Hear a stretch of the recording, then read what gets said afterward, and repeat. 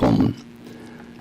I am indeed the Texarcist, Shane Moore, and I will be here for the next 2 hours taking your comments, questions, and personal experiences on the Texarcist Live.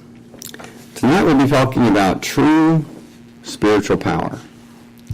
What is spiritual power? It's power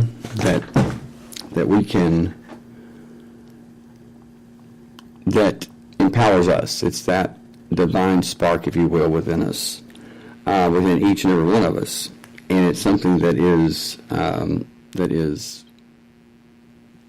we cultivate, that we build on, and it thus, builds on us, builds us up. So there are many people who look at this, and they look at spirituality and the way to gain power in their spirit is by religion, and that's just simply not the case. Truth is religion, and I'm talking about man-made religion, man-made organized religion, is much different from spirituality. Many are religious, but they don't have any spiritual power. They may act like they do. They may wear the mask of having spiritual power, but the truth is they don't. And I'm not talking about everyone.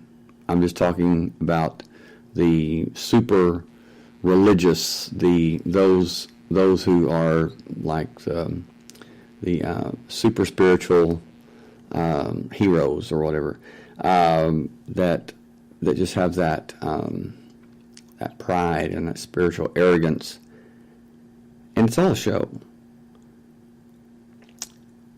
Why do they lack spiritual power? Well, because it's man-made. They're following a man-made, organized system. It's based on guilt and fear, and I will explain that as we go on. Spirituality is based on truth and love. Spirituality is based on truth, love, and tolerance. I mean, not judging, not judgment. And in religion, judgment is, big time. Religion restrains, spirituality frees. I'll also discuss the psychological implications of both. Religion has a very old, embedded, traditional message. It has been embedded in our psyche, and we have been not educated. We've been indoctrinated into it, and it's basically we have been unknowingly forced into or entrenched in a doctrine, in a teaching, in a system that we really didn't have any knowledge that we were being forced into. I mean, it's like, well, my dad did it, my mother did it, this and that. My grandfather did it, my grandmother believed it. And that's simply not the way to live your life. Your life. It's time for a new message. A message with true spiritual power. And that's what I'm going to discuss tonight. So if you will, please take part in the live chat with your questions, comments, personal experiences.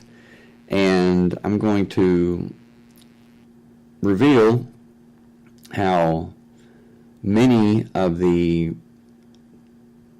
churches, especially the mega churches and the top leading religious leaders of this day, are anything but spiritual. So hold tight, buckle your seatbelt. This is going to be an in-depth, bumpy ride. But it's going to be a lot of fun. Anyway, I'm going to take a short break and allow listeners who want to join our live chat to do so. I will be back in 3 minutes.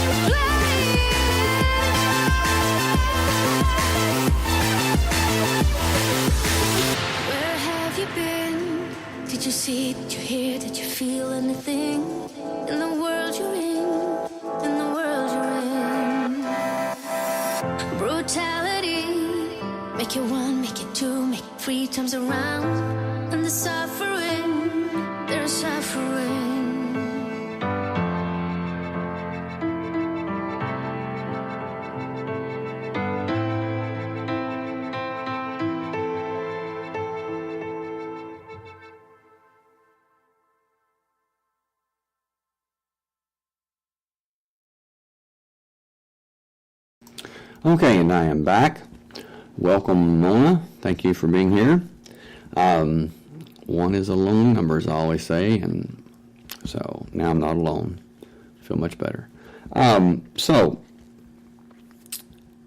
religion versus spirituality. Which one wins?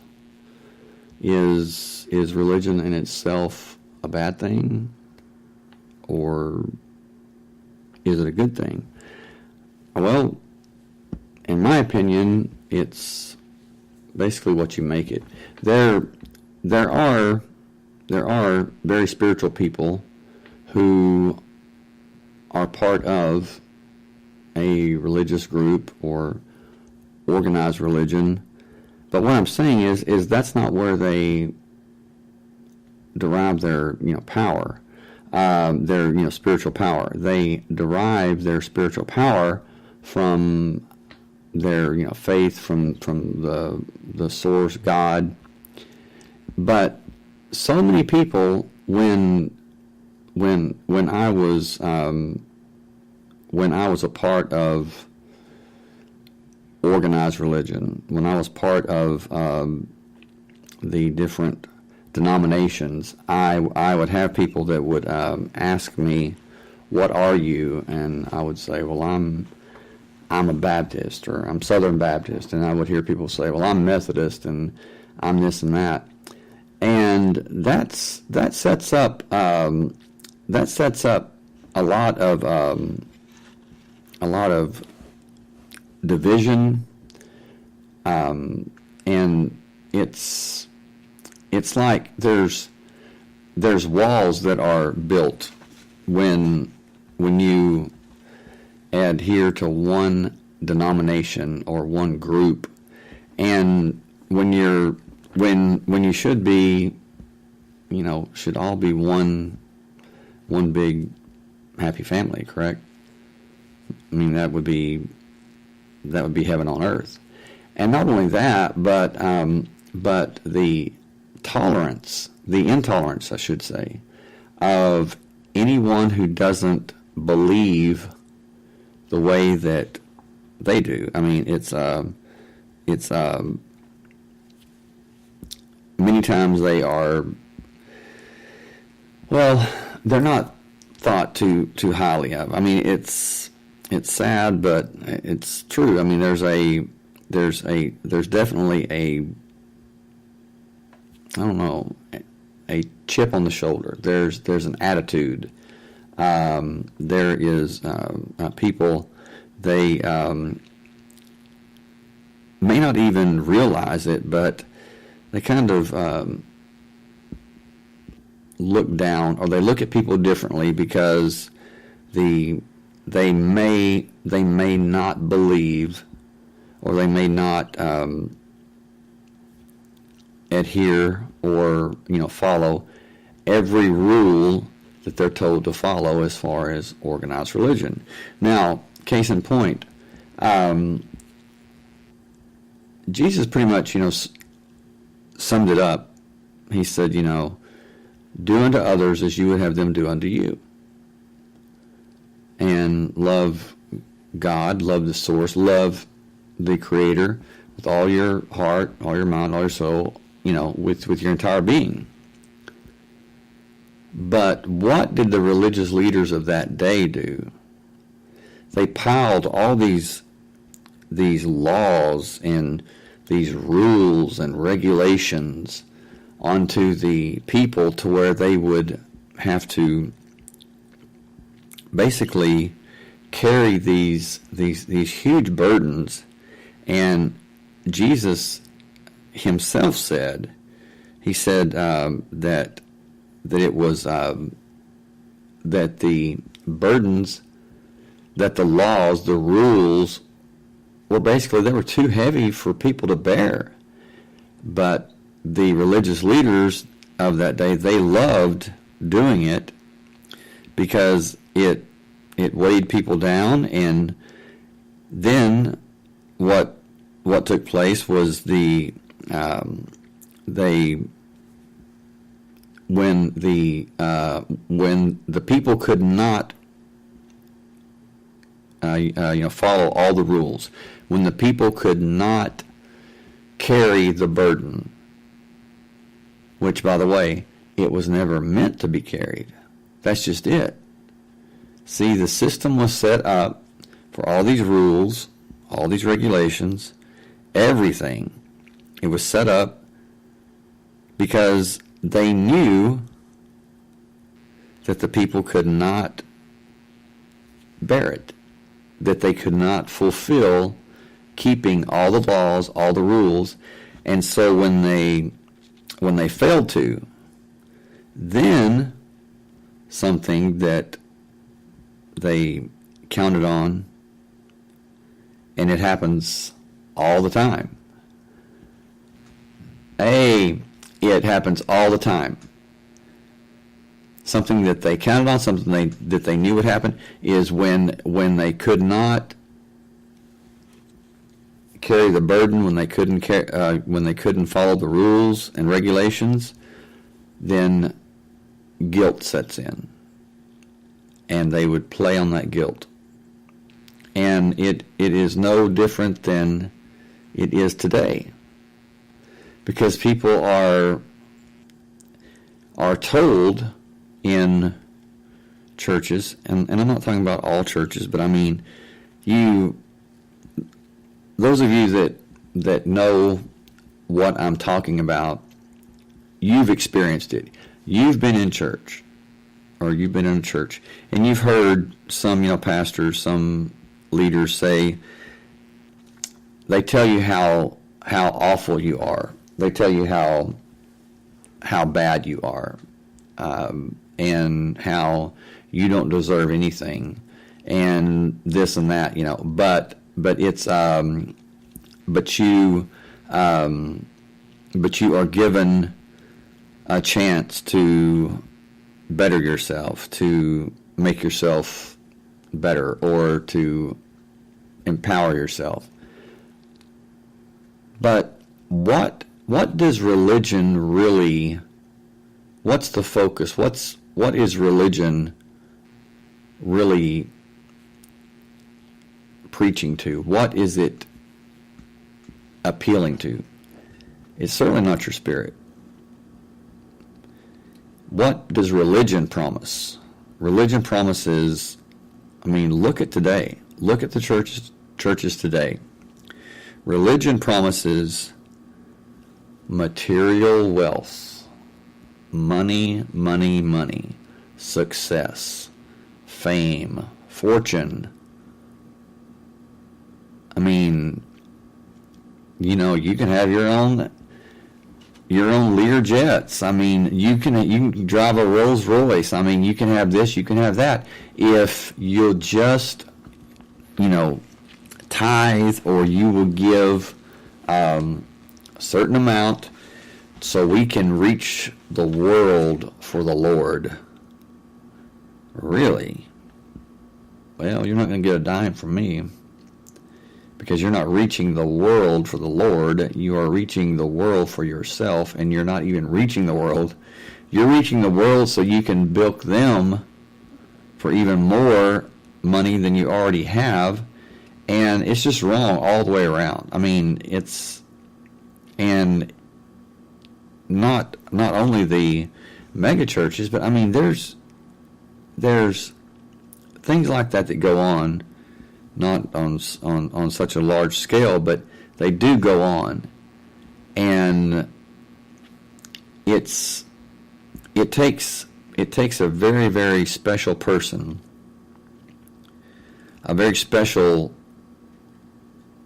responsible person to be a leader, because you have someone that has that power, that authority, that can very easily be abused, and people are subconsciously they trust that leader. It's kind of like they're entranced, or they're in awe of that leader, that person. And if that person is not true, if that person has ulterior motives, or if they're easily tempted, then, Mona, you're right. Absolute power corrupts absolutely. And you're right. Absolutely right. And so there are some that you start off really well, but then when they get into that position of leadership, and they get into that position of all eyes are on them, it becomes very much like a drug. They literally become addicted to it. And what they do is they say to themselves, wow, I've got all this power. All eyes are on me. And then they begin believing in some way that, I don't know, that they're gods, that they're somehow above everyone, and there's something very special about them, different about them.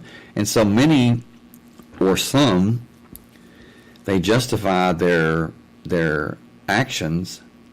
They justify their actions, even when they're bad. I mean, even when they're completely wrong, they justify it because they put themselves in a special class, in a special place. Why? Because they've deceived themselves into believing that, hey, there's something special about me. I don't have to keep my, moral conduct. I don't have to keep rules. I make rules. And it's like, no, that's what you teach. You should not just teach by word. You should teach by example. Matter of fact, that's the best way, in my opinion, to teach, is to teach by your actions, and to teach to allow people to see you in action, and how you treat other people, how you treat them, and because all of the words that are spoken, the rules that are given, it pales in comparison to actually seeing it in action. And but ask yourself this: how many actually really live what they preach, what they teach? Well, I know I've seen quite a few, a lot to be exact, that didn't. And it just really disappointed me, disgusted me, and again, I'm not talking about everyone, but I'm just talking about what I've seen a lot of times, and it just, I just couldn't wrap my mind around it, wrap my head around it. But anyway, spirituality is basically the belief that within all of us, within us, is that divine spark, that divine light, that that has been placed within us to shine, to radiate. Where? In the darkness. I mean, that's what it's talking about. It's talking about love, goodness, mercy, compassion on others.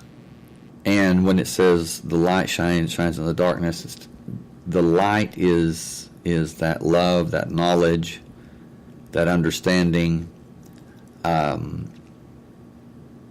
The darkness is ignorance, lack of knowledge. It is,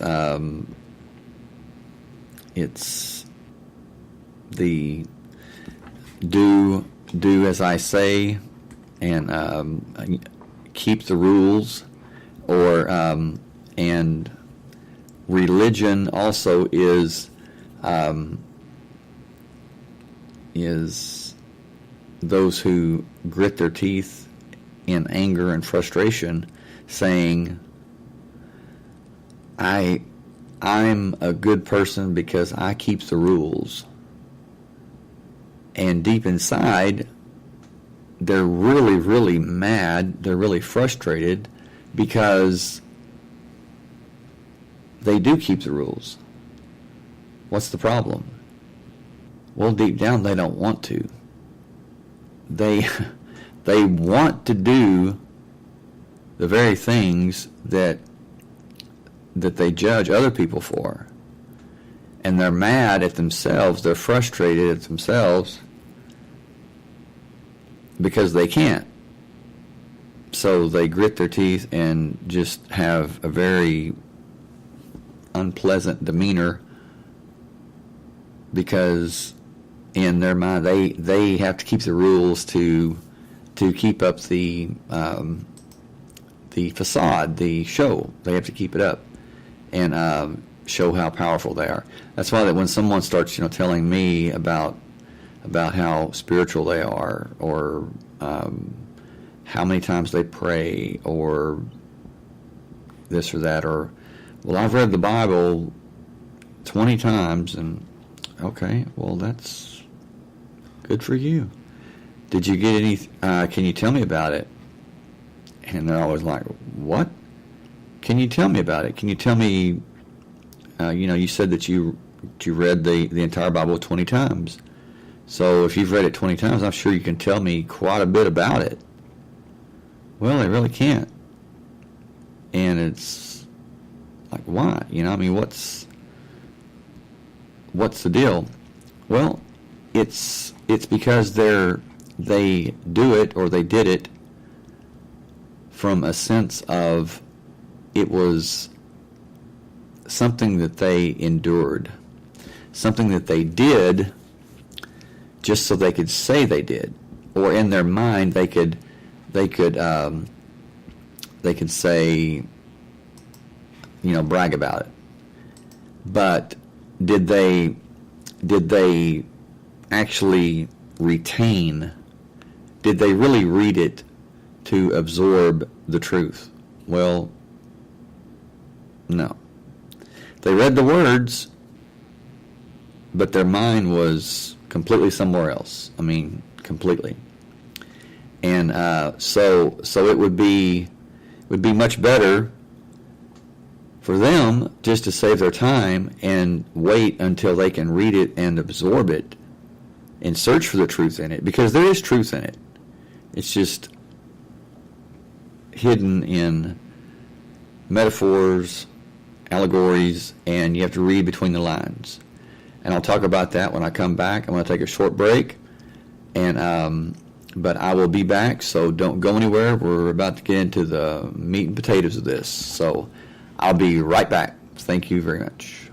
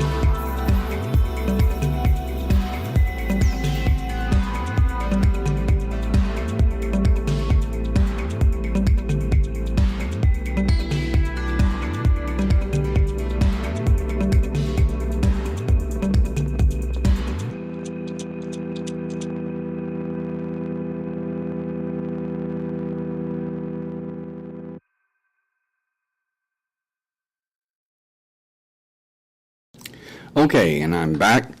Hello, Mother Justice Key, and hello, Elaine. Glad you're here.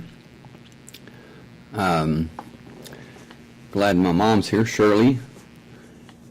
Always glad to see my mom. And Mona was here. She's gone now. But anyway, and thank you for those of you who are listening and aren't taking part in the live chat. I wish you would. But anyway, I would like to welcome the listeners, 3 podcast providers added the show today, Stitcher, Blueberry, and TuneIn.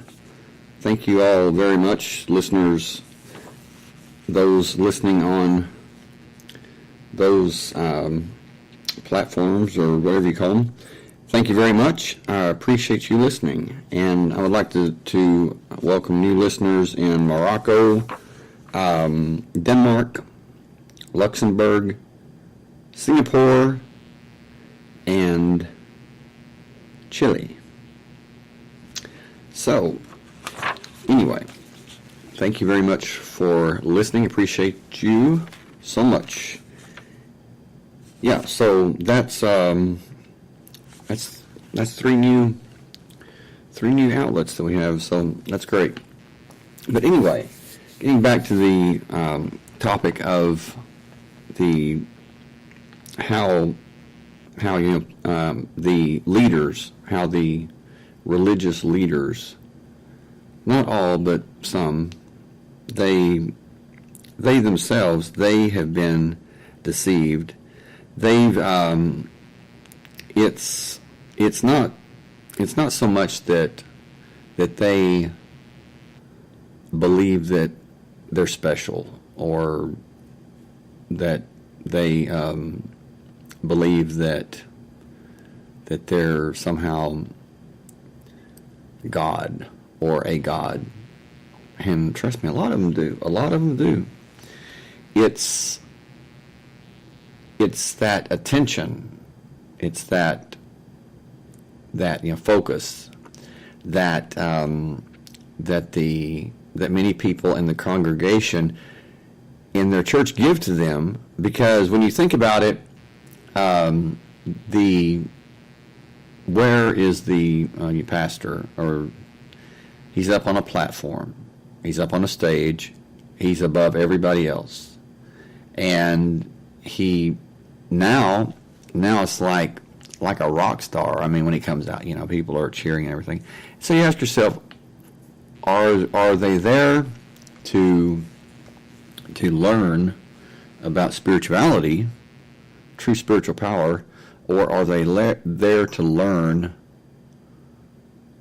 how to be like the pastor, or how to follow in his steps or her steps and live the life like they live?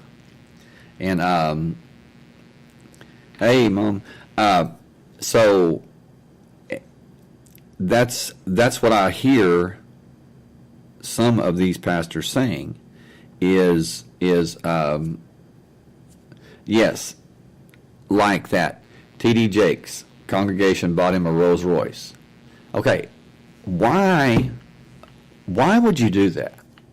Just, that boggles my mind, because that money, a Rolls Royce, that money could have been used to truly help people. Okay? Really. And if that was me, and I was the leader of that church, that congregation, or whatever, the spiritual leader, and they bought me a Rolls Royce, I would be very grateful, but I would sell it, and or have them take it back and use that money to really help people. But let me ask you this: how many churches have you been to that they're always having a building program, always building, always adding on, Well, we need more room. Well, we need this, we need that. Do they really? Do they really, building programs, it seems like they're always just adding on to become bigger and bigger and bigger. And we need this and we need that, we need this, we need that. When you get right down to it, and I mean really right down to it, be honest. How many people do these churches really help? Do we know how much of our money, or how much money that is donated or given to the church, really goes to help those who are in need? Do we really know? Would we want to know? The truth is, and it's really sad, is that even if people knew that their leadership was taking that money and spending it on themselves, they would say, well, that's okay because he or she deserves it because they're so great. No, they don't. There's a lot of great people, and they're not, they don't live in a mansion, and all of their children doesn't, they don't have mansions, and that's something else. Is within all these mega churches, or not even really mega churches. I mean, they're just large churches. It's a family affair. It's a family affair. It's like they all jump on and pile up, and everybody has a job in the church as far as doing something, teaching something spiritually, but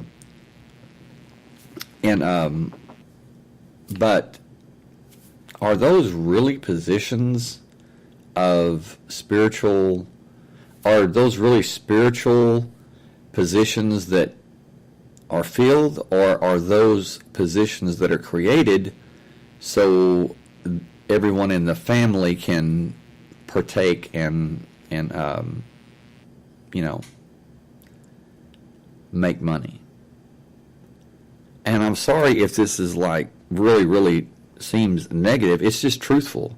I mean, look at Lakeside Church in Houston. Okay, you had John Osteen, the father of Joel, who was a good pastor. He was a good man, very knowledgeable, very spiritual, and he was one of the few, if any, that would be on TV that would say, call and give us your address so we can mail you a Bible. We don't want your money. We don't want your money. And he said that every broadcast. And I mean, this guy was really good. He really, really knew, absolutely, we need a complete transparency of finances. And yes, absolutely. And not only that, but we, need to know, well, I guess that would be finances. Need to know what the pastor's salary is, what role everyone in their family. And I mean, if you really look into this, you'll see that Lakeside with Joel Osteen and his wife, they call co-pastor. Okay, is she really co-pastor, or is that just filling a position so she can receive more money for the family? And then you have his brothers and sisters who also now, or they had positions within the church of leadership, and they were drawing money. And it's like, that is really just not right. I mean, it's like when Joel's dad died, I knew what was going to happen. I knew that they were going to put Joel, whether he wanted to or not, Joel was going to be pastor of that church. And let me tell you something. Joel Osteen, I know a lot of people like him. Personally, I don't have anything against him, but spiritually, he doesn't have a clue. Not a clue. I mean, he's on Larry King, and Larry King schools him. Larry King schools him in, spiritual things, and he can't say anything. I mean, he doesn't know what to say. And I actually kind of felt sorry for the guy, because I'm like, gosh, this is horrible. I mean, it was just embarrassing. And poor guy was just speechless. I mean, he's trying to backtrack, and he's contradicting himself. But what I'm talking about is they're not just earning hundreds of thousands of dollars. They're earning millions. And in the case of, and yes, I'm going to name names from that, why not? And in the case of, I call him Howdy Doody, Kenneth Copeland from Texas. Okay, this is really bad about Texas. I mean, we got Joel Osteen, we got Kenneth Copeland, we've got all these really big players, but Kenneth Copeland is the biggest. I mean, he is the billionaire televangelist, the richest, the most powerful one. I mean, the guy is 82 or 83, and he's been around for a long time. That's right, Elaine. Good point. Let's see. You say our church had a New Year annual financial overview meeting with full disclosure details. Yes, that needs to be done. And then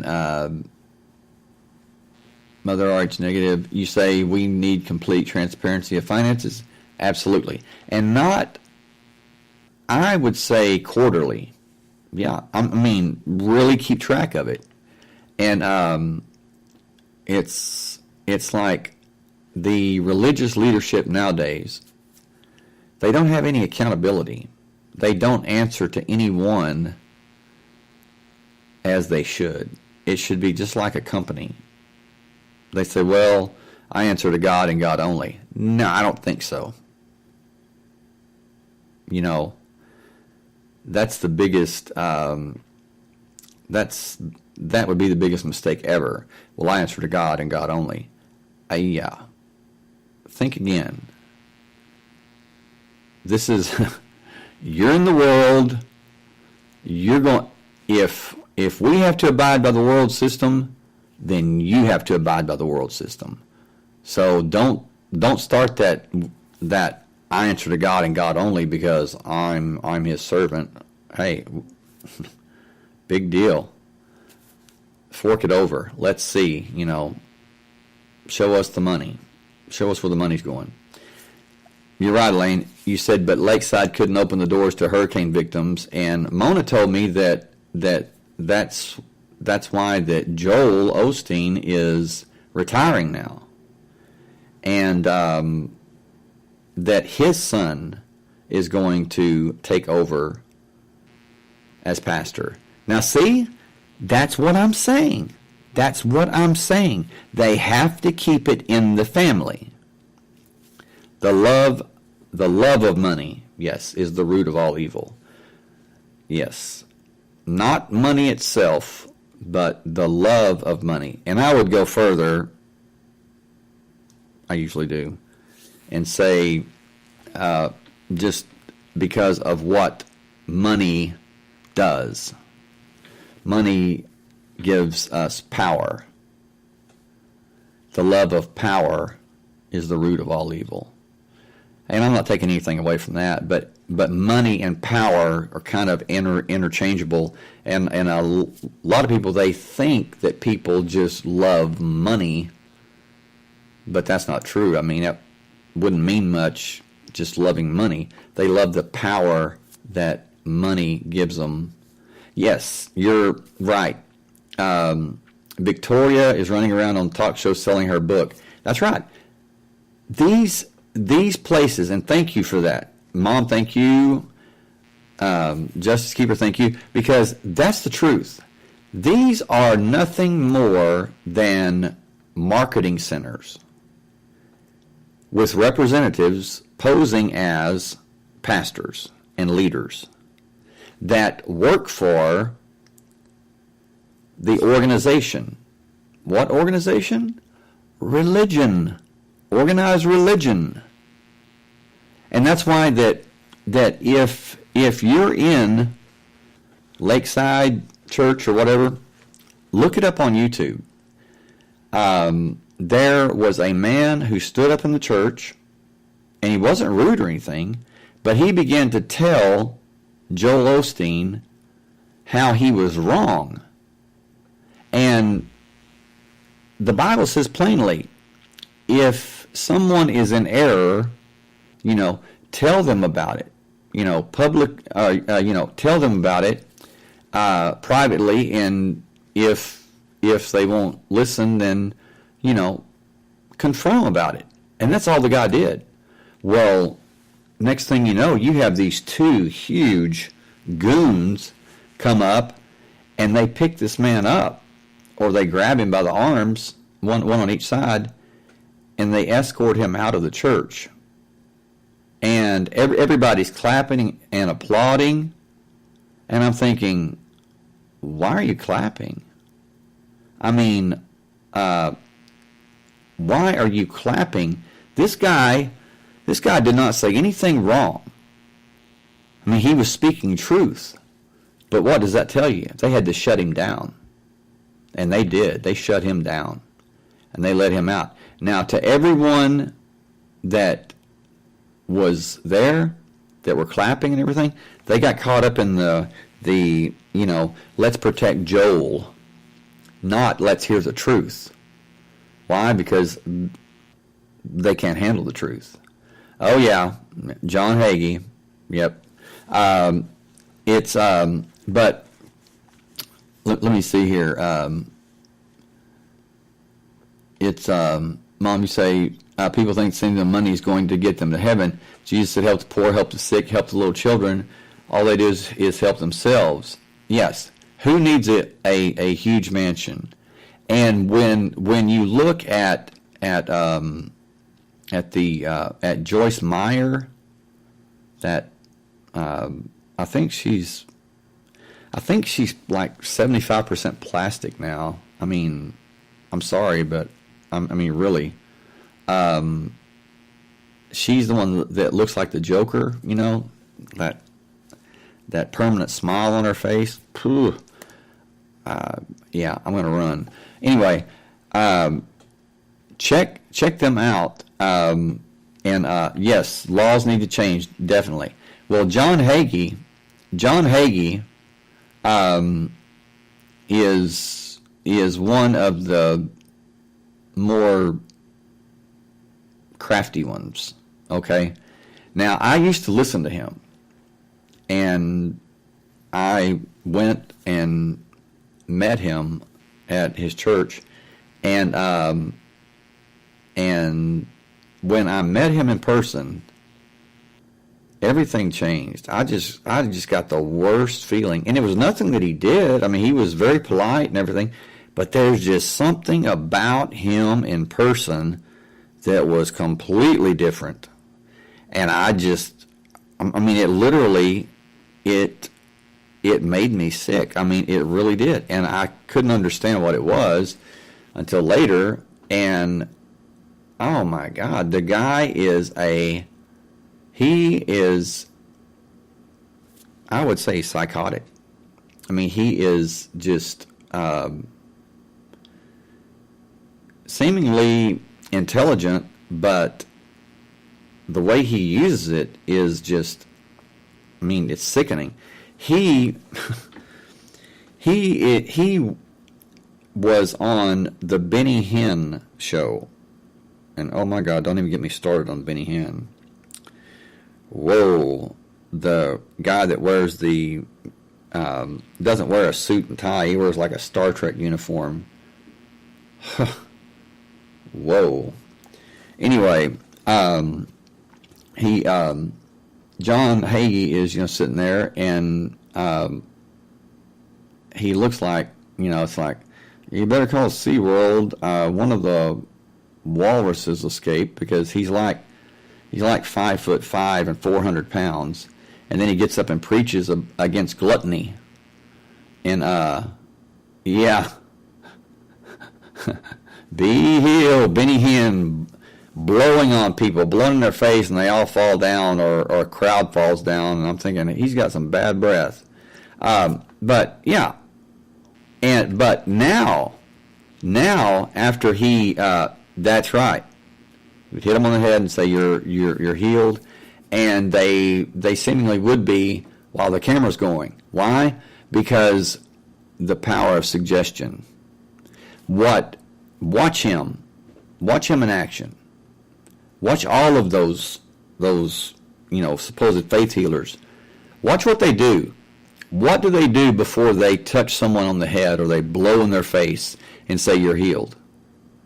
What's the one thing they do? Is they talk and talk and talk and talk to that person in a certain way. It's the same pattern. It's the same monotone. They hit the highs and the lows. It's like Benny Hinn, when he would talk, he would say, he would emphasize his S's, and certain other, which is nothing more than literal hypnosis. I mean, it's like he's putting them into an alpha state where they're highly suggestible, and only then, when he can see that they're in that state, does he, hit them in the head or touch them in the head and say you're healed, and they fall down, and they do get up, and they do run around, and when they previously couldn't, and people are going, oh my God, this is great, and but that's while the cameras are rolling, because that they, believe it or not, they are hypnotized. I mean, watch him, listen, don't so much watch him, but listen to how he talks to people, and watch how he looks at them. I mean, it's direct eye contact, and what he's doing, and people like him, what they're doing is they're measuring a person's response to their suggestions, and when they see that they've accepted everything that they've said, and that they're in that state, that's when things get really crazy, because it's like the green light to go. And trust me, Benny Hinn, yeah, he knows all about that. He knows the signs to look for, and things like that. But also they're very, very skilled in NLP, neuro-linguistic programming. And it's like they string together certain words, and with the tone of their voice, and it's all designed to put a person into a state of being comfortable, being accepted, feeling safe. And it's really sad, because what does the snake do to the bird? Basically the same thing. Is it looks into the bird's eyes, and the bird's paralyzed. The bird can't move. It's just, that's just the way it is. And it's that's what happens in some of today's churches, is like I said, the large ones, that the people go to, and it's it's really sad because the truth is that spirituality is focused on what is inside each and every person. Religion is focused on what is outside of us. What's outside. Yes, absolutely. And the spirituality is focused on the internal. Religion is focused on the external. Spirituality is spiritual freedom. Religion is structured, is formal structure, rules and regulations. Matter of fact, the word religion comes from the Latin religare, which is where the word relegate comes from.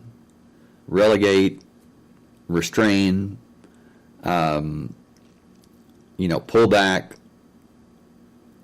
What from? From spirituality. It's as plain as day. And that's the last thing that the, say, like the Roman Catholic Church, the Vatican. I mean, they've got more money than any country in the world. I mean, and they're the smallest. That's the last thing that they want people to know, is that truth is found within you. That divine spark is within you. It's just like Jesus said. He said, if they tell you that I am in the desert, or I'm by the sea, or I'm here, or I'm there, don't believe them. He says, don't you realize the kingdom of heaven is within you? Is within you. He's saying it's not outside of you. It's within you. Now, how many preachers, pastors, leaders have you heard speak about that? Say, you don't need to look for anything outside of yourself. You've already got it. You've already got everything you need. Why is that? Well, if God, if the Creator, if the Source did create us, it would be pretty bad to put us into a world without having the necessary means and power to deal with the world, and that necessary, that power, or that spark, is that divine spark. I mean, it's the breath of the Creator. I happen to believe that it is in our very DNA, that it's that spark, that light, that divine light, that divine spark is in our very DNA. But the mega churches and everything, they want you to, like you said, Elaine, buy their books, buy their DVDs, buy their programs. Why? Because they want you to search and search and search, and trust me, they never intend for you to find. They never intend for you to find.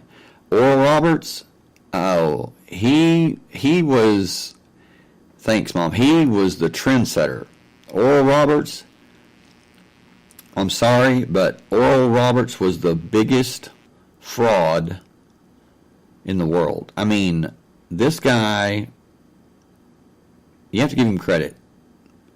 I mean, he had the cojones to really go out there. Or maybe the insanity. I take that back. He didn't have the cojones. He was just sick. I mean, the guy was sick. And the older he got, I mean the dude was like I don't know. I think he died when he was like 99 or 98 or 99. You know, but he was another one that would say, you know, that that would hold tent meetings, and I'm not talking about like tents, like camping tents. I'm talking about tents that they had to be set up using like street light poles, and I mean these tents were massive, holding like thousands and thousands of people. And Oral Roberts would come out, and again, before he came out, he would have someone that would get everyone in the crowd into an alpha state, into a state to where they would be suggestible. And that's what they do is yes, that's right. Jim Baker is at it again. But Oral Roberts would, this is back in the 50s too. This is back in the 50s and 60s. He would have someone that would prep the crowd, that would prep the masses. I mean, they went all out. They had these loudspeakers back then. You know, they had these loudspeakers. They set up everything. I mean, it was a huge undertaking. And sometimes he would be there for like 4 to 6 weeks on crusades, you know. And the tents would hold, like 10,000 people maybe 20,000. And there would be people standing outside.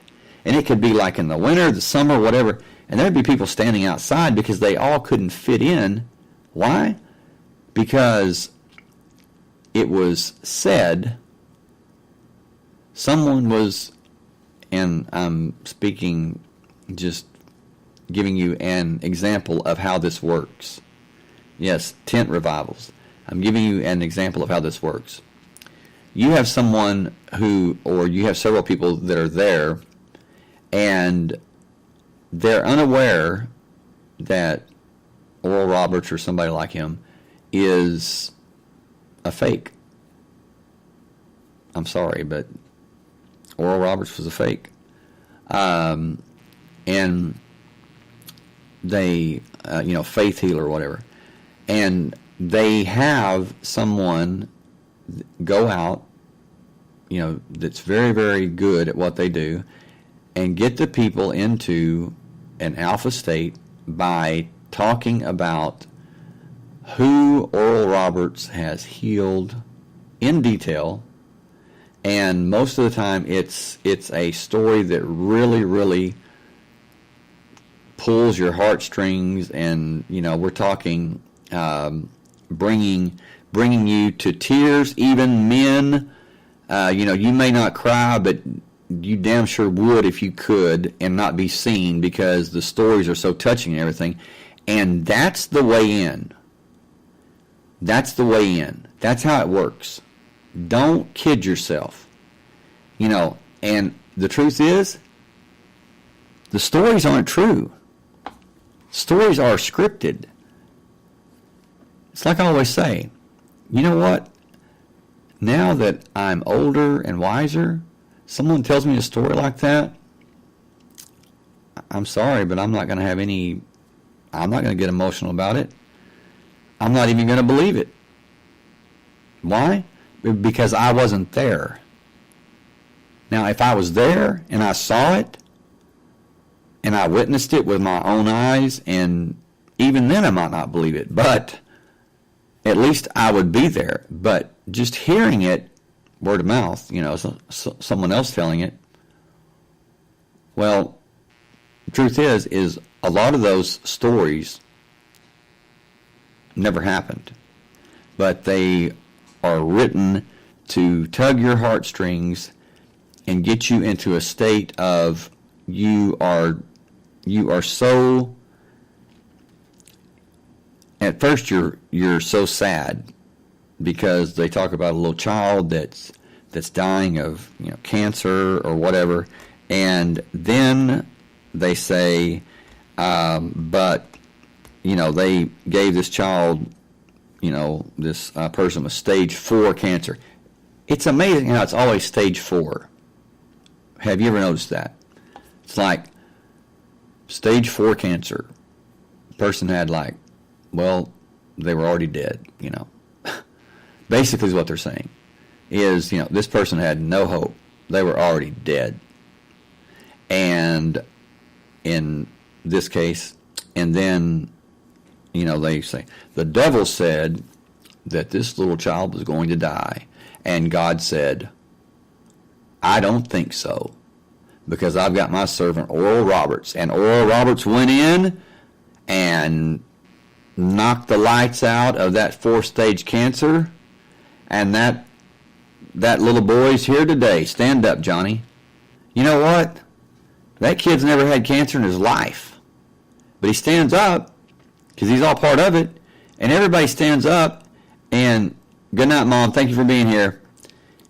That little boy stands up, and that did not happen to him. But he's part of it, And so everybody just goes crazy, and then in that setting, in that atmosphere, that charged atmosphere, boom, who comes out? Oral Roberts, like a rock star. I mean, this is in the 50s, okay? He comes out like, boom, boom, boom, here I am. Okay, well, what are people doing?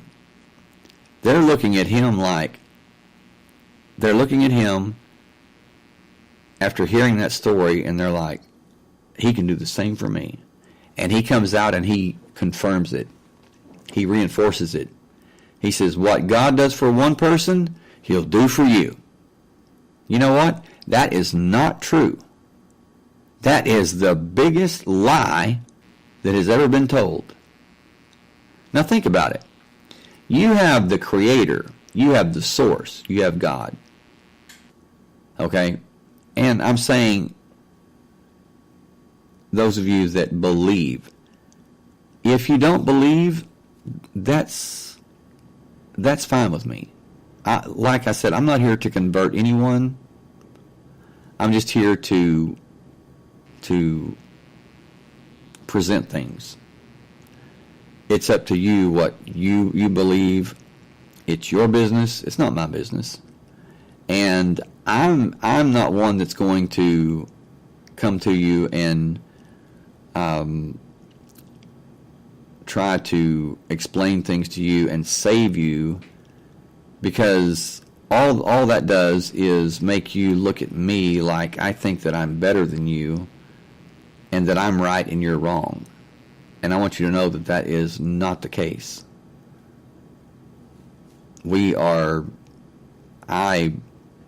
I love Christians. I love Muslims.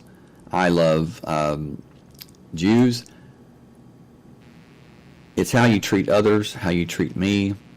If you treat me with respect and love, you're my brother, you're my sister. I don't care. I don't even care if you're a Satanist. Truthfully. If you treat me with respect and love, you're my brother. You're my sister. Good night. Thank you for being here. And that's what shocks people, is when I say that, that it doesn't matter what a person's beliefs are. If they treat me with respect and love, then I consider them a friend, brother, sister, whatever. Case in point, this guy called me, and this was last year, early last year. He called me and asked me, said that he needed my help, that he had gotten some, that he had made some Satanists mad at him. And I said, well, what happened? And he says, well, he says, I didn't do anything. He says, I was on the bus, and he says, I saw this Satanist. I'm serious. You cannot make this up.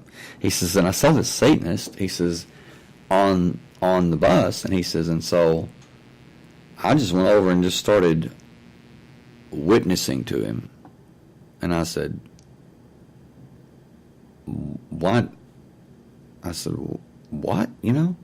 I said, I asked him, how did you know he was a Satanist? Oh, I could tell by his tattoos. And I could just tell. And I'm like,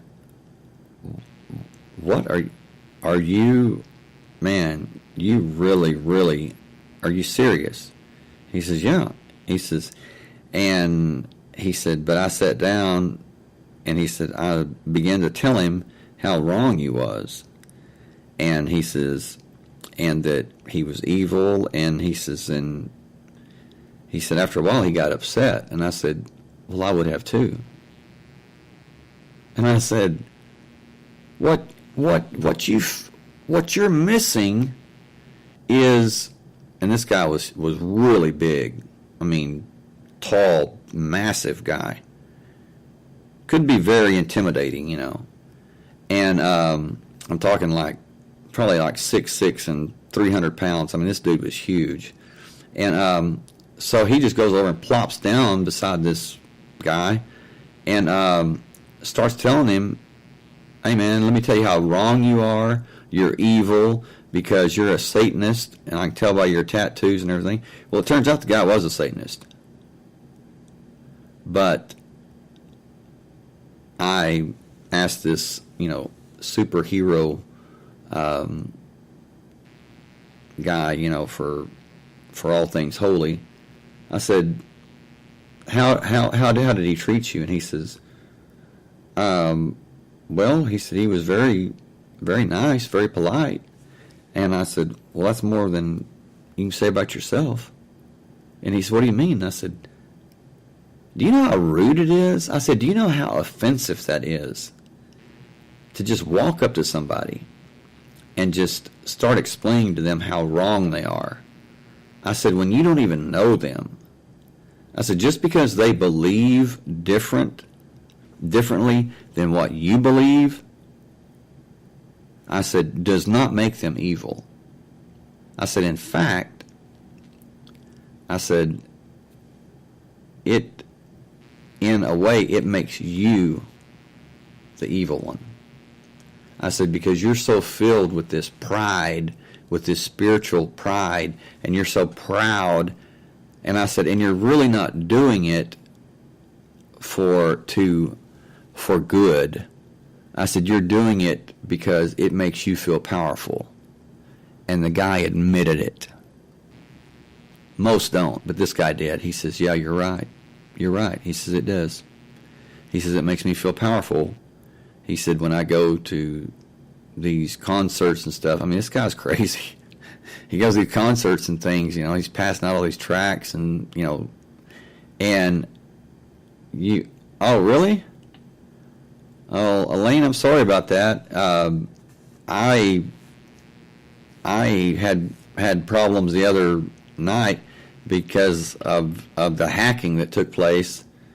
And, oh, man, every time I would talk, that was the night that I went for 30 minutes and I couldn't stand it anymore. Every time I would talk, there was this static, and wrapped in the static was a garbled voice, and it was, I don't even know what they were saying, but it was so annoying that, and it was just when I would talk, and it was not feedback on my end.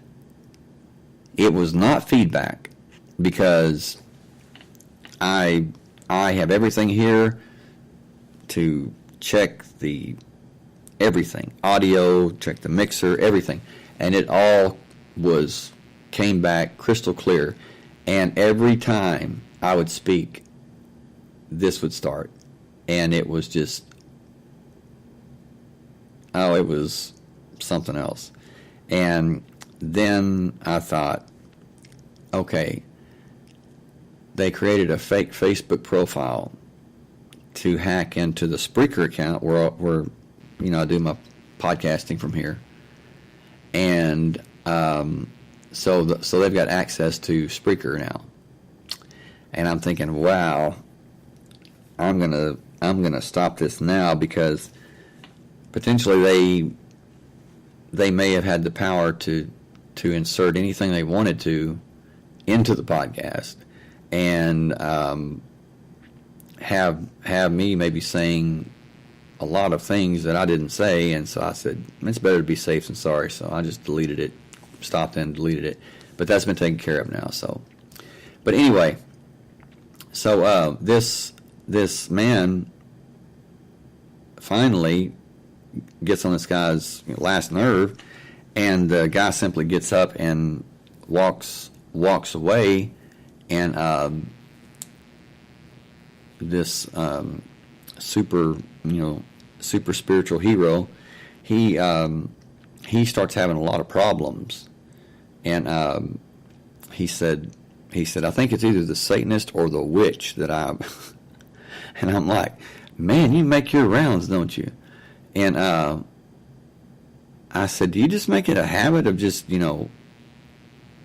confronting people? I said, just because they call themselves a witch or Satanist or whatever. I said, do you know these people? And he says, no, I don't know them. And I said, I explained to him, I'm not sure what was wrong with the guy, but I just explained to him, I said, you don't do that. I said, just because someone is different, you don't automatically place yourself up on above them in the disguise of witnessing to them. And I'm sorry, but I hate that. I can't stand that. And I used to do it. I was so indoctrinated by hearing preachers and preachers and religious leaders say that the way to please God was to go out and spread His word. Okay? A very important, something that will help you more and save you a lot of money if you're searching for books, for information on how to bring people to truth, or how to make people, how to draw people to you, or I guess is what I'm trying to say. And that's not the way. That's not the way to do it. Because when you, I don't care how nice you are, I don't care what, and I can't stand the ones that come to the door and knock. Hello, we're from such and such church. Can we come in and talk to you? Because, dude, you are a sinner extraordinaire. It's like, we had to make a house call for you. And I'm like, okay. And what I'm thinking in my mind is, Christmas came early, because I'm going to have fun with these people. They have no idea. And so they're looking at me and they're like, oh man, this guy is we're going to make him the poster child for the before and after, sinner saint, and he's going to be the sinner. And I'm like, okay, so what would you like to talk about? And they're like, are you saved? I'm like, well, can you define saved? And they're, saved from your sins. And, okay, well, can you explain to me why that I need to be saved from my sins? And see, that's just it. They're not used to someone asking questions that they don't have the answer to. And so they start giving me general answers, and I corner them. And they're like, whoa, this is so uncomfortable. And I'm like, and they've even told me before, I would ask them, what's wrong? Is there something wrong? Well, I just feel uncomfortable because you're asking questions that, there's really no answer to. And then I let them in on it, on what's going on. Yeah, now you know how people feel when you do it to them. Stop it. The best thing to do, and I'm not just talking about Christianity, I'm not talking about I'm talking about spirituality. Spirituality, religion is preaching and speaking and telling people how wrong they are, and somehow expecting them to just jump for joy and love you for basically telling them what a horrible person they are. Spirituality doesn't say anything. It doesn't have to. Action speaks louder than words. Spirituality leaves its tracks by what it does, not by what it says. It doesn't have to say anything. So what does that mean? It means spirituality is truth. Because if I have to sit and talk to you and explain to you and convince you of something, of truth, then it's simply not true. It's not truth. Why is that? Because truth need not scream. Truth need not fight. Truth stands on its own. And everyone, I don't care who you are, everyone recognizes truth. Now, they may say they don't. They may say that they don't recognize it. But they do. Trust me, you know it when you experience it. The problem is that those that say that they don't understand it, they're the ones that reject it. And that's just it. You either accept it or you reject it. But you can never ignore it, or you can never say, well, I didn't know it was the truth. Because it's so powerful that you know that you know. It's just something that is just innate. Now, having said that, truth is, like I said, you either accept it or you reject it. And for some people, they reject it. Now, I had someone ask me yesterday, or they told me what they thought that the proverbial unpardonable sin was. And there's been many different ideas, many different speculations about the unpardonable sin. And some people say that it's this and it's that. The unpardonable sin, according to the Bible, it's kind of veiled, but it is nothing more than knowing truth, knowing that it is the Creator, it's the source, it's God, whatever you want to call that force, whatever you want to call that power. When you know that it is truth, I'll just say that. When you know it's truth and you reject it, when you knowingly reject it, that's the unpardonable sin.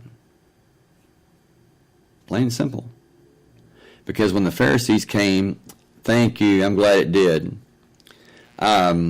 when the religious leaders of that day came to Jesus, and they asked him, they said, "So you're saying you're the Son of God?" And he says, "Well, basically you said it, but yes, you know." And they're like, "Whoa, who do you think you are?" And he's, "Well, I know who I am. I know who I am." And so there's an exchange that goes on there. And now keep in mind, they're mad at him because he's teaching the common people how to have true spiritual power.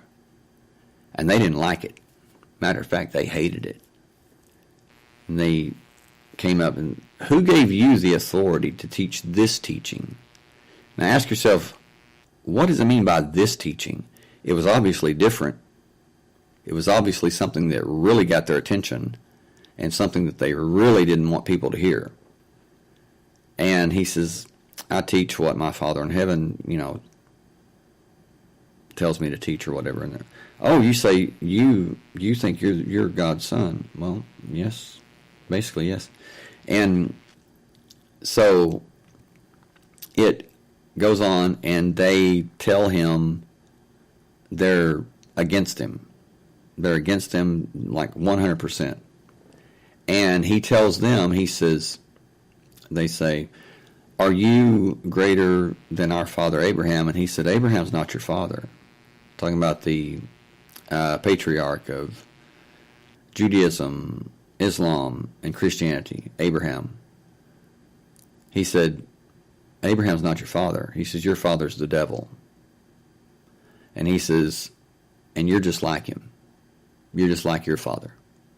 He says, "Because when you speak lies." And he says, and you're murderers. He said, you have murder in your hearts. He says, you're evil. And he says, and you will perish. Talking about their spiritually. You will spiritually perish. He says, because anyone who sins against the Son or the Father will be forgiven, but he who sins against the Holy Spirit will never be forgiven in this life or the life to come. And he's telling them, you're going to perish. Why? Because they knew who he was. They knew he was God in the flesh, the Creator in the flesh, the source in the flesh, and they rejected him. And he even told them why that they were rejecting him.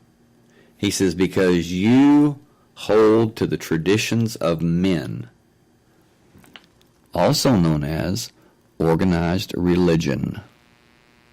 They had a system set up, and that's why Jesus was teaching the common people, the people that were being oppressed by these religious bullies.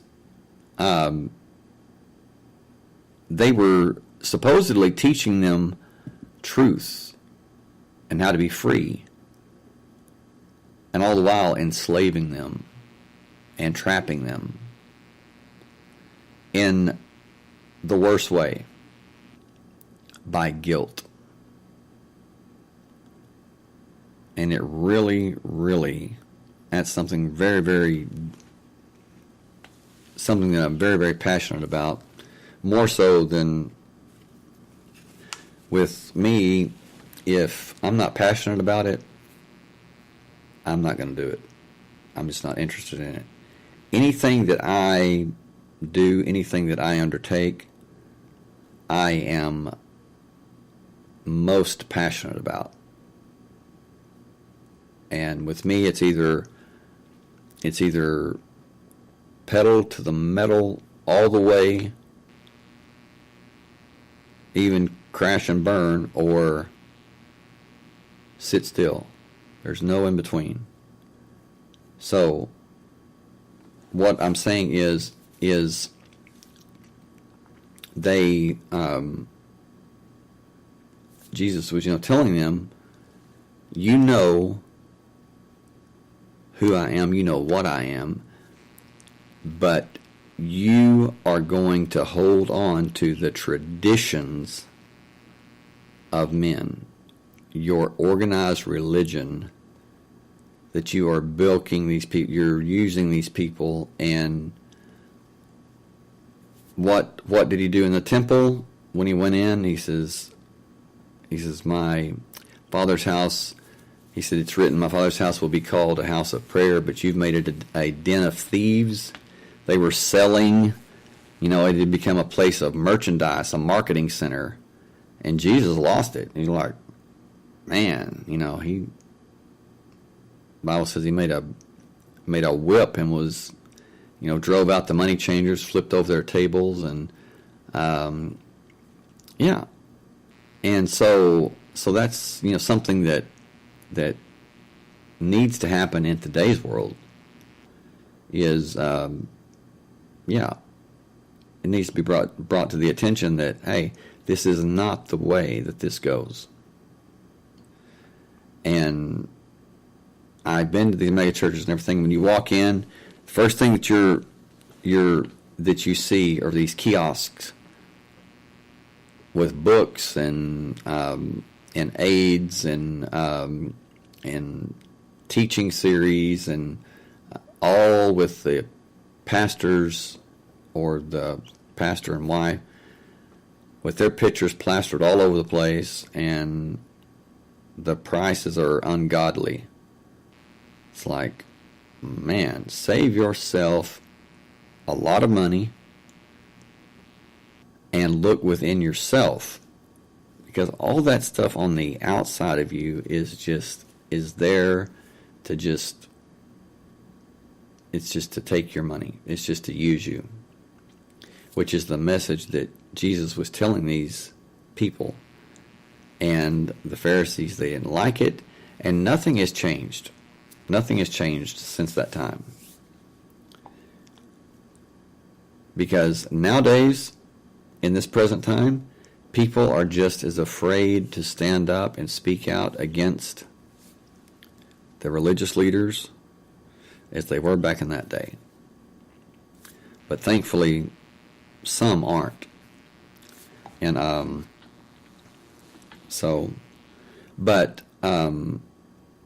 it's like, have you noticed that the truth about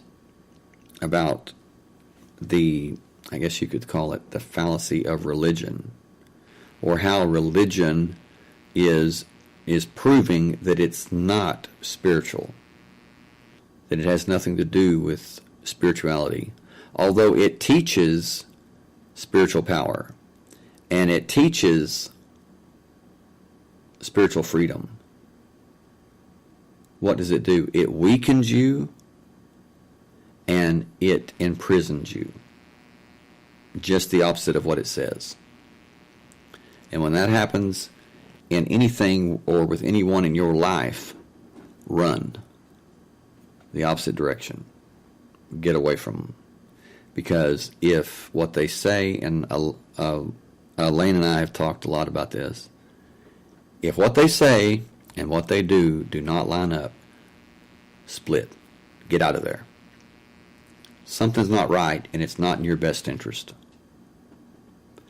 Something's going on, and you are the target. You're the mark.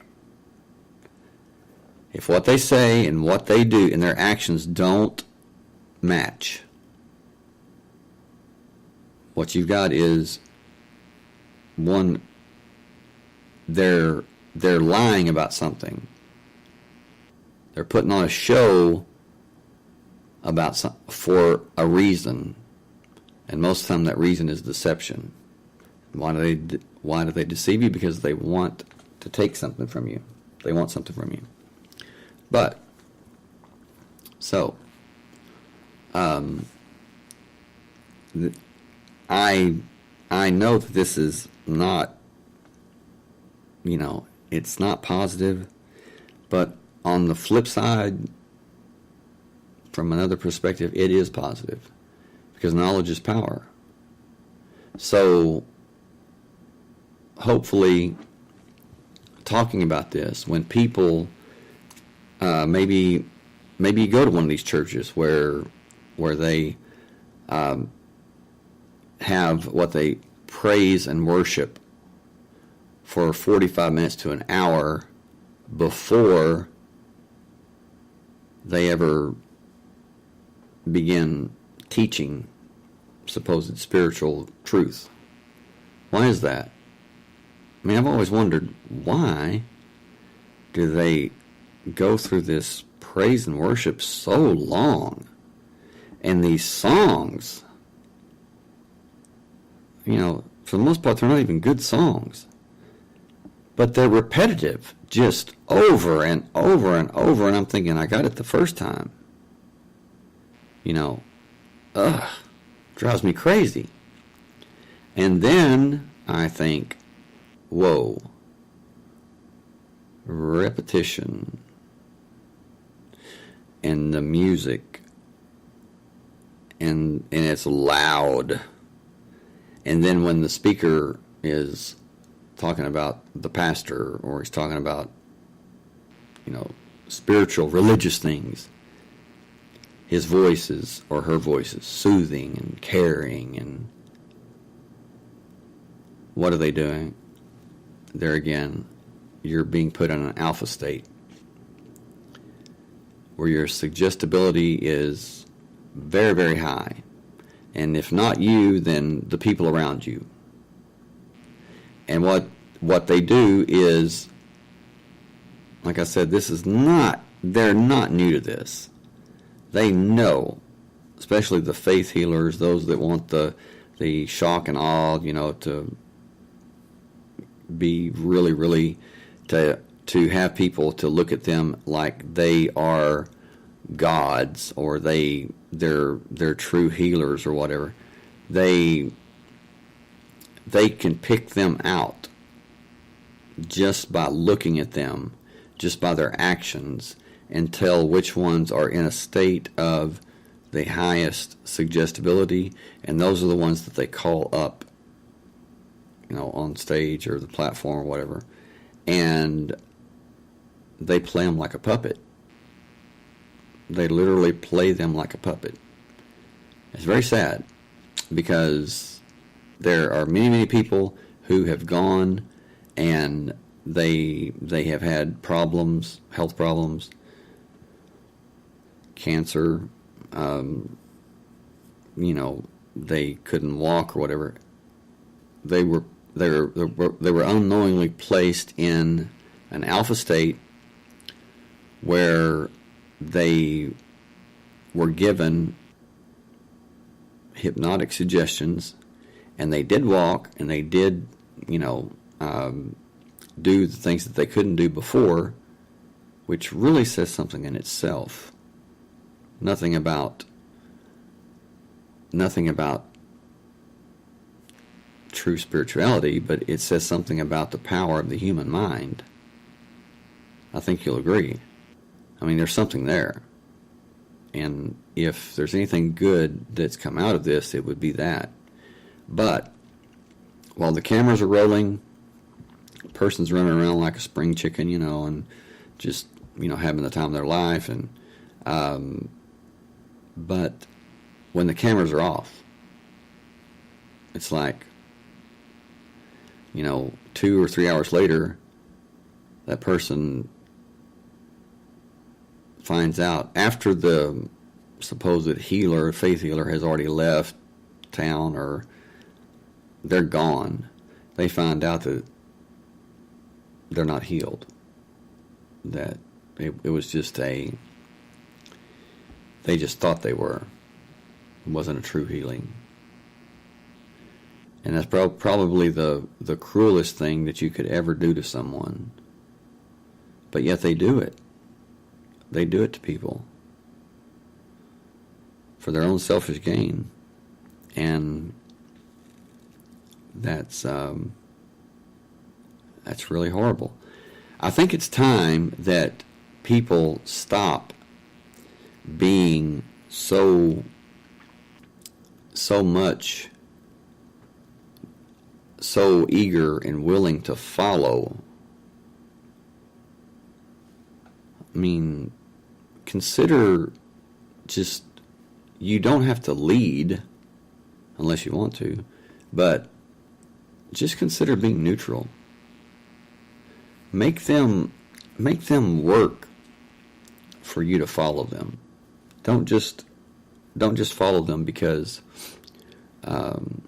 you want to follow someone, or you think that they're nice or they're polite, or make them work for it.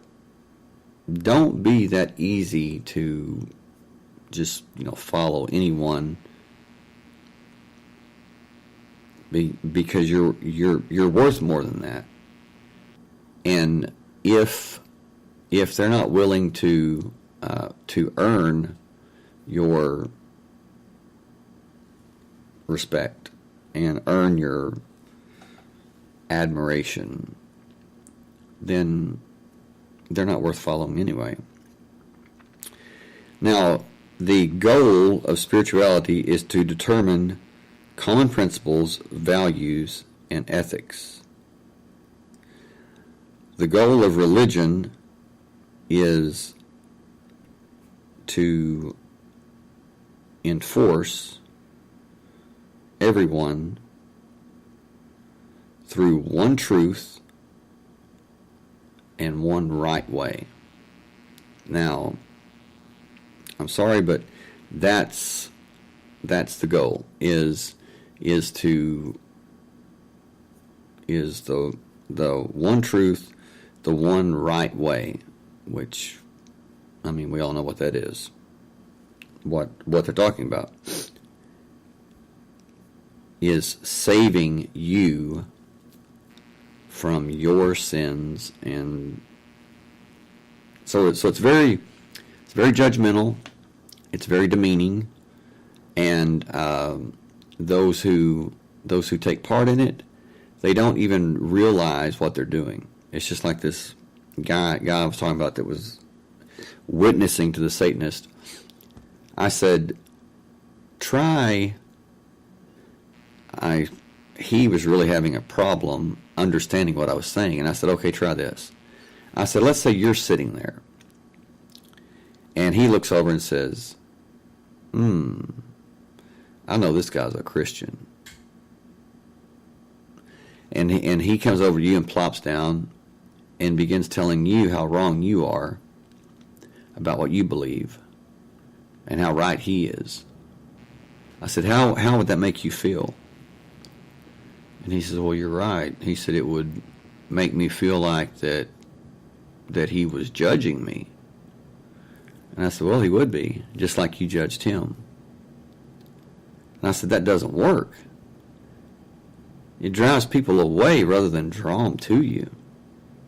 Nobody wants to be around somebody that's judging them. And I guarantee you that guy probably needed,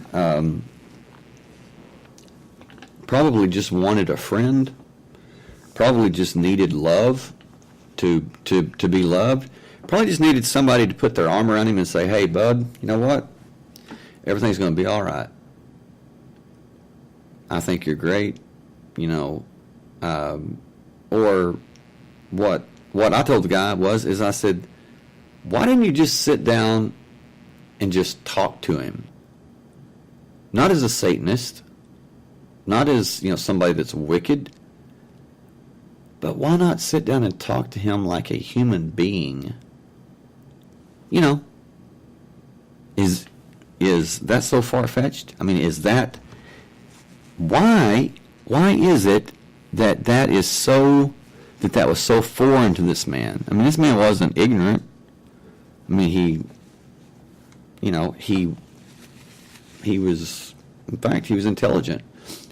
But in that way, he was a total idiot. I'm sorry. He was totally ignorant. And that's just it. Is spirituality does not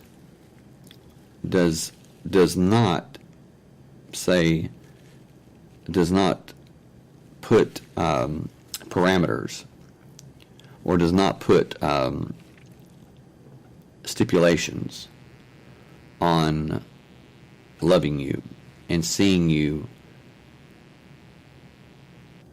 as being a human being worth loving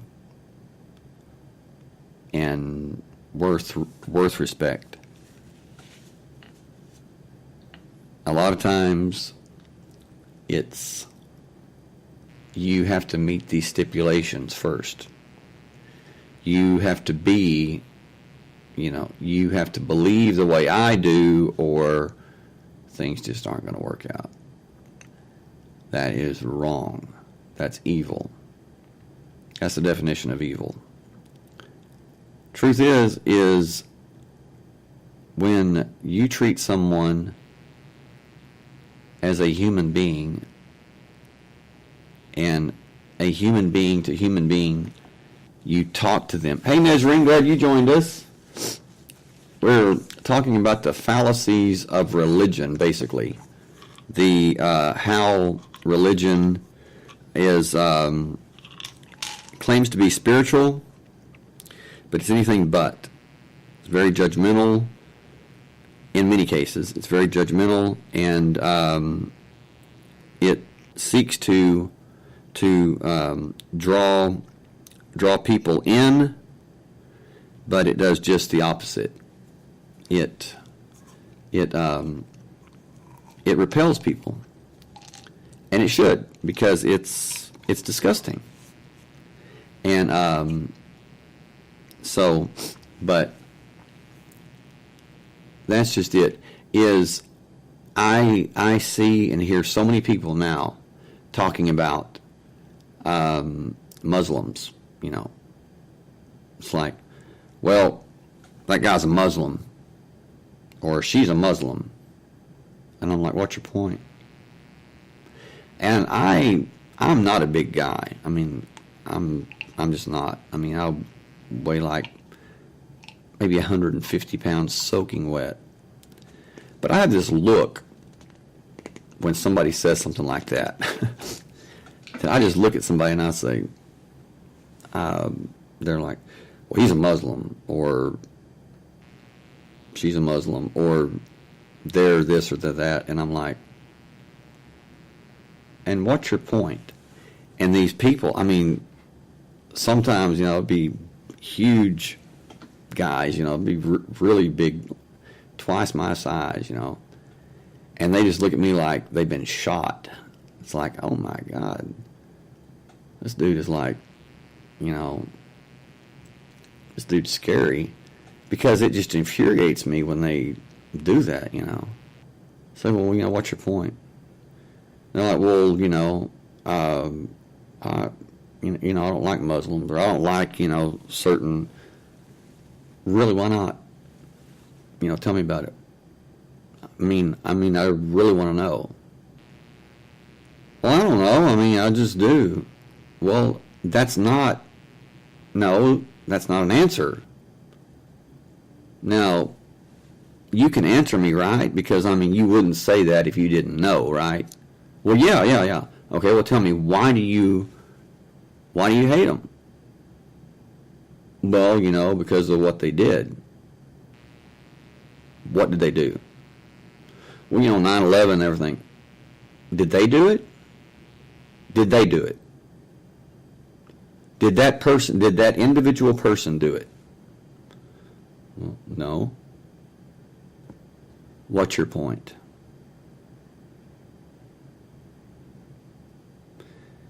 And then I've explained to them, look, I'm not being mean. I'm not trying to embarrass you. But I'm trying to show you how wrong you are, and you don't even know it. Because you're caught up in this political, religious, and I'm sorry, but with religion comes politics. And if you look at the most powerful religious leaders today, They're all about politics. They're all about going to war with Iran, and they were with Iraq, and they were with Afghanistan, and it's war, war, war. You're not going to tell me that religion and politics are not in bed together, that they're the same thing. They're one and the same. It's just that one is designed to get you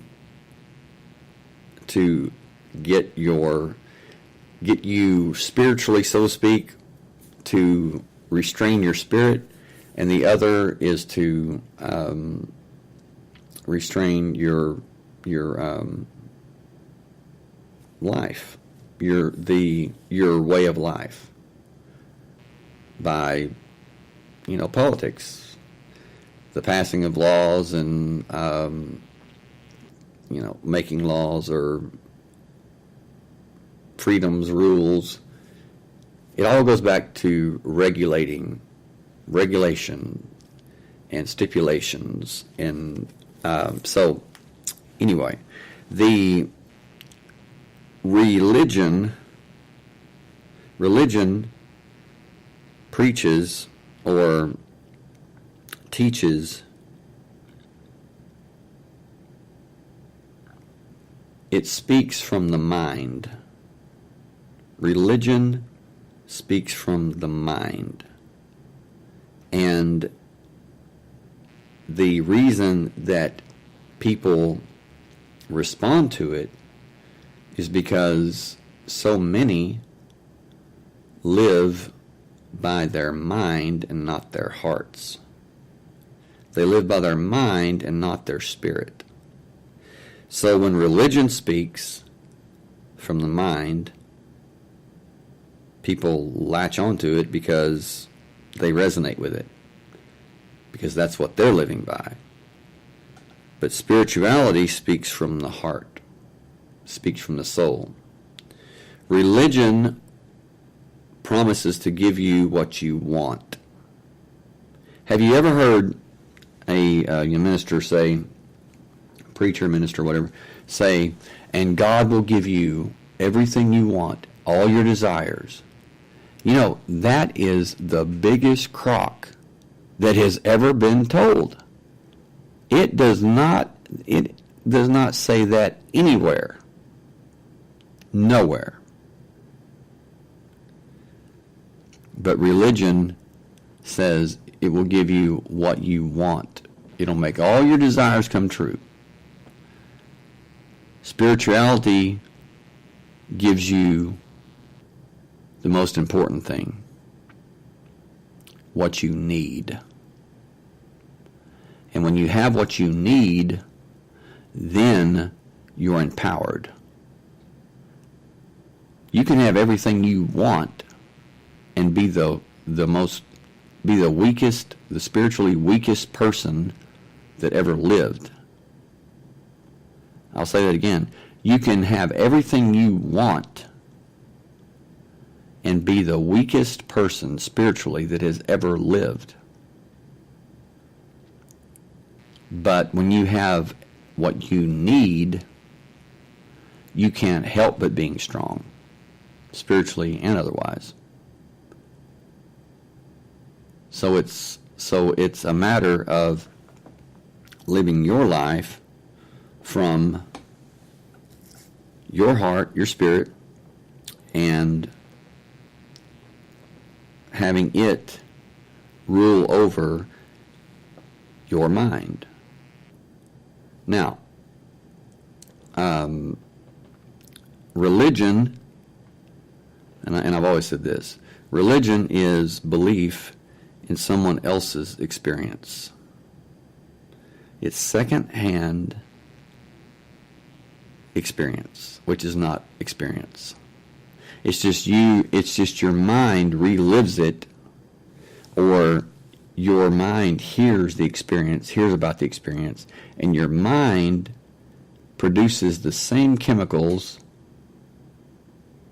almost, that the person themselves produced during their actual experience. So it's very addictive. I mean, you get caught up in it. But religion is belief in someone else's experience. Spirituality is having your own experience. It's like you don't need a middleman to the Creator, the Source, God, whatever you want to call it. You don't need a middleman. You can do it yourself. No problem. And then you have your own experience.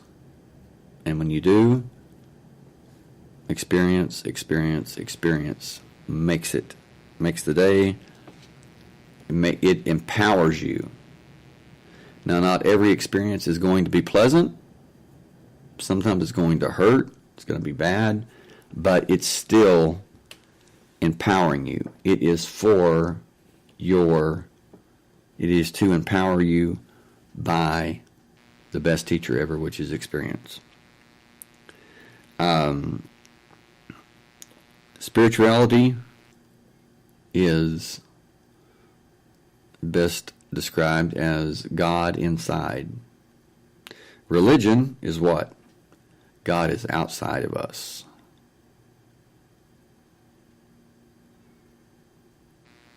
Spirituality teaches about people's inherent goodness, the good, positive things about people. But what does religion focus on? The bad things. You're a sinner.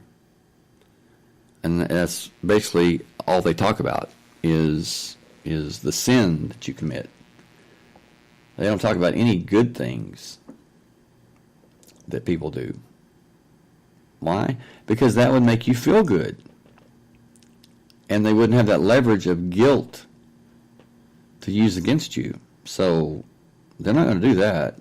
You know, they're going to promise you that peace and that comfort and that warmth.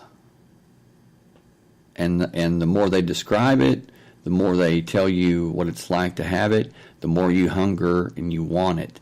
And so you go deeper and deeper and deeper.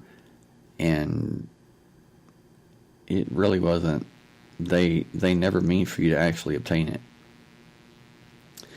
Spirituality is your authentic self. Religion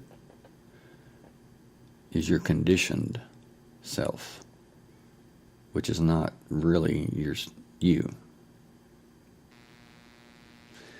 Spirituality is joyous living, freedom.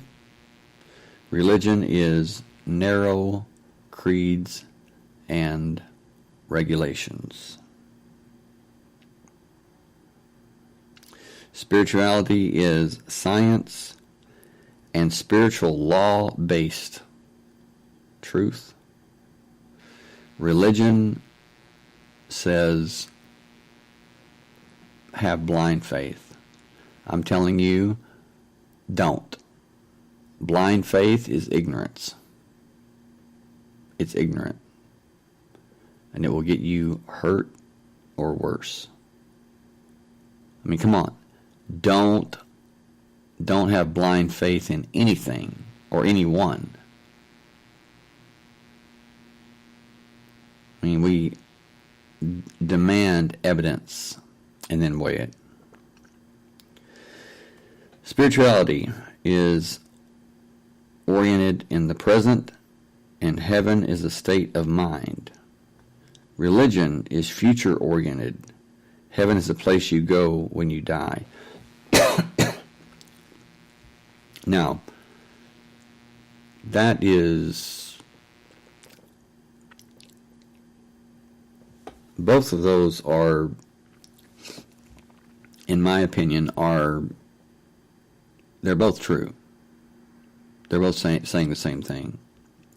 It's just a matter of the dynamics or the perspective that you look at it from, because I happen to believe that heaven is a state of mind, but it's a state of mind where we go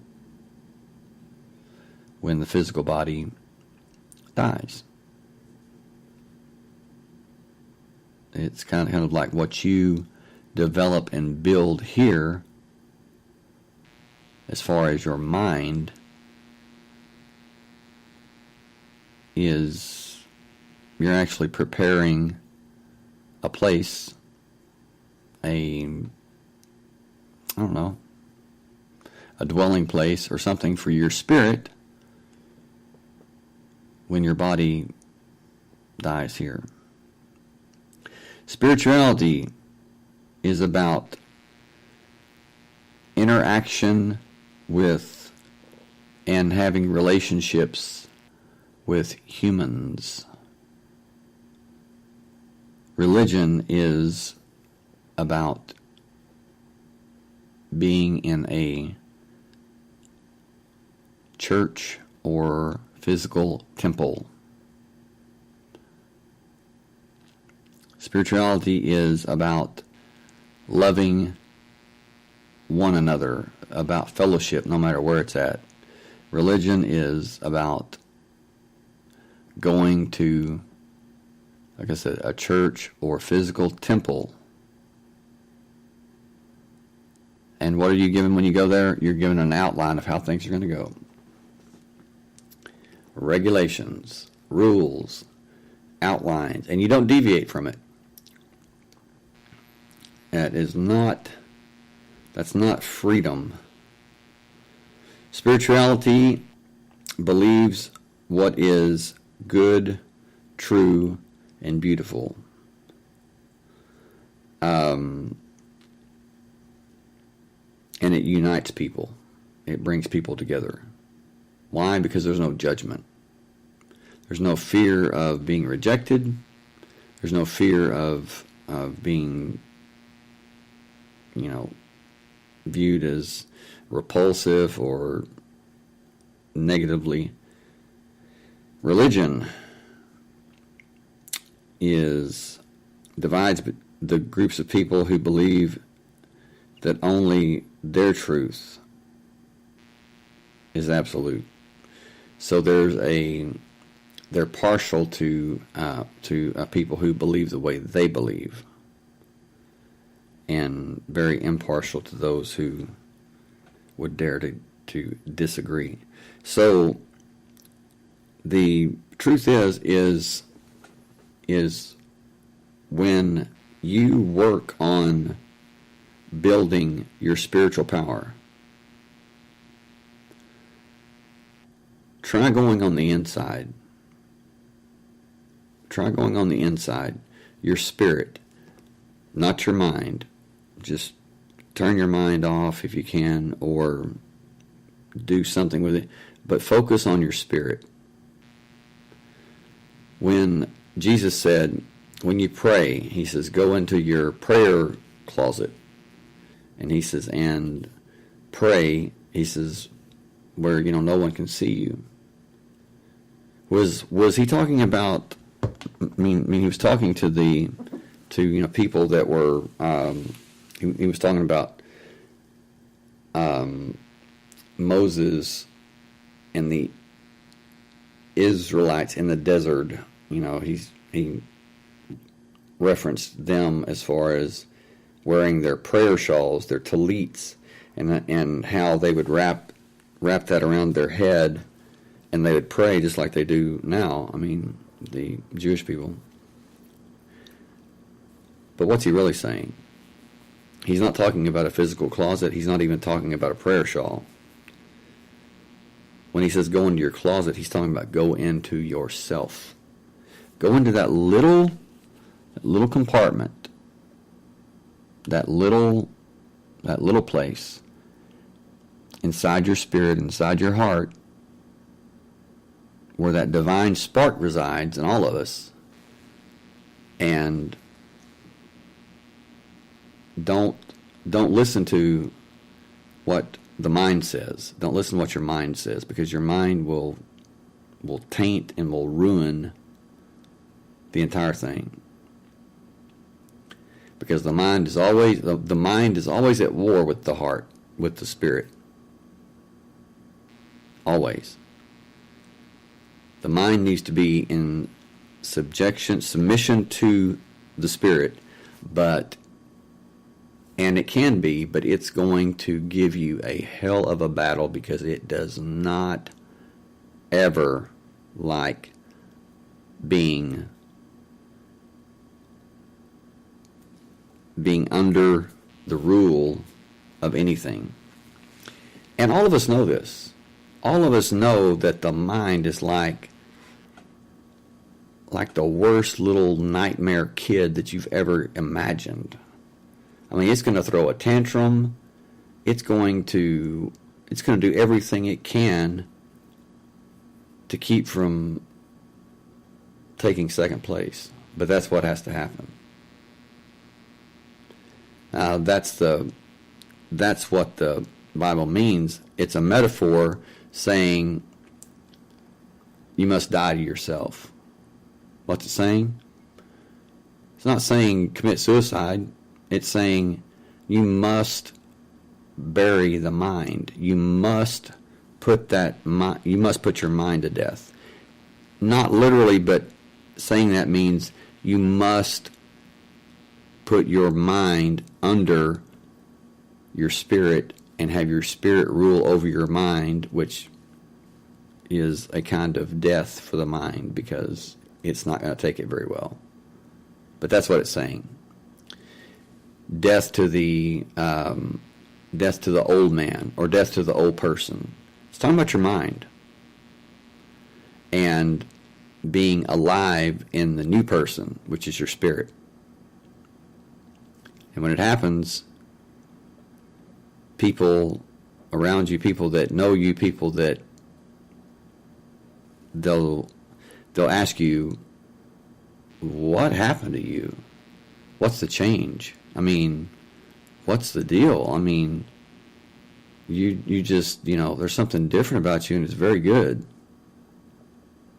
Well, that's what it is. Why? Because your spirit is truth. It's pure. It has that divine spark. They're used to your mind ruling. And come on, let's be honest. When your mind rules, yeah, you're like a pit bull off of a leash. You are unpredictable. You are dangerous. I mean, anything can set you off. And being led by the mind, we're not the nicest people on the planet. I mean, we're not really desirable to be around sometimes. But the spirit always draws people in. And in closing, I want you to think about someone in your life that has affected you in such a way that when you looked at them or you just thought about them, you were empowered, or you felt them in your heart, and you being around them, just being around them, they had a way that you can't explain, but they had a way of making you feel better about yourself, because they accepted you for who you are and not what you should be, or not what they believe you should be. That's the key, is to love one another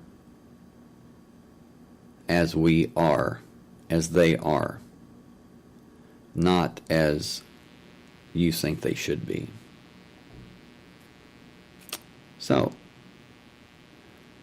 are you going to live by religion, by regulations, Or are you going to live by the Spirit, which is freedom, truth? Not just promises, but actual things. It's your choice. It, like everything, it always comes down to your choice. If you'll follow your spirit, if you'll work on your spirit, on your inner spirit, I promise you, you will see changes. You may have been in religion your entire life and have never seen any changes.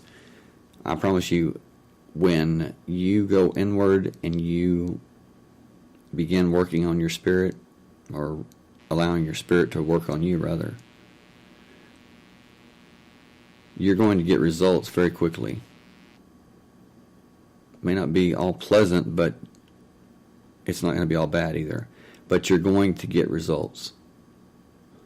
And before long, you're going to see that that's the key. That's the key. But anyway, I'm going to call it a night. Thank you for those of you who took part in the live chat.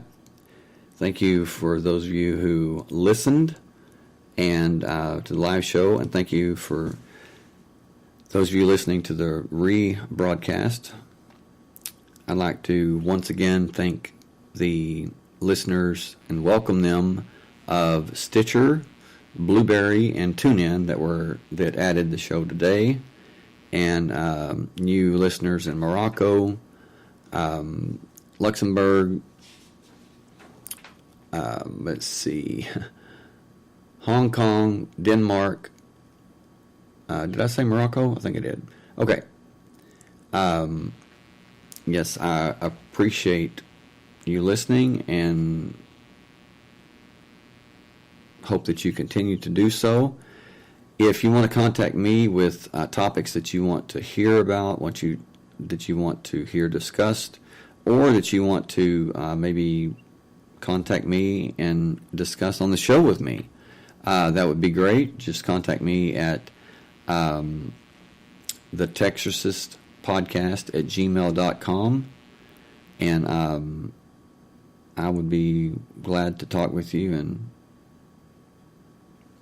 we can work something out, definitely. But anyway, love and light to you all. Love you all.